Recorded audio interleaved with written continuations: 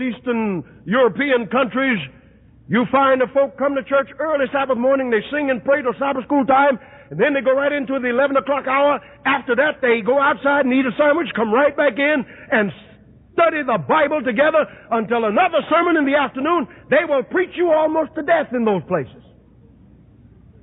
I was preaching in one place and I had to speak through an interpreter, and I finished preaching and sat down and wondered what they were talking about. The speaker kept looking back at me, and finally I said to the interpreter, "What's he talking about?"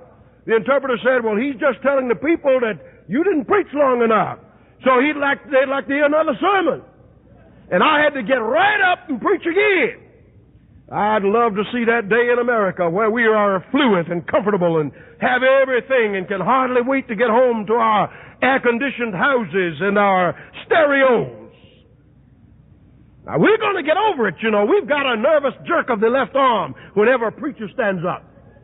We're going to get over that. I don't want to go too far with this point, but I'm saying we've become big, fat, sleepyheads when it comes to spiritual things.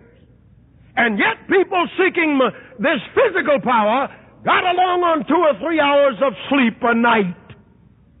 Some of us don't even wait to get home to sleep. Go to sleep in church. I remember a fella came to me once. He said, "Pastor, I'm so sorry I went to sleep on you." I said, "Why are you apologizing to me? You've got a problem." I don't take it personal. The Apostle Paul was preaching once, and a fellow went to sleep, fell out the window, and died. And Paul was a pretty fair preacher. It wasn't Paul's fault.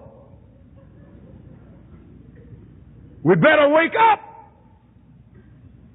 The time will come when we'll be glad to spend our hours day and night in prayer. We ought to start now. We ought to start now to discipline ourselves. Ellen White says Jesus spent the whole night in prayer and was refreshed. After a hot day, he went off into the mountains and prayed all night. And the next day, he didn't feel tired and sluggish and sleepy. He was refreshed by whole nights of prayer.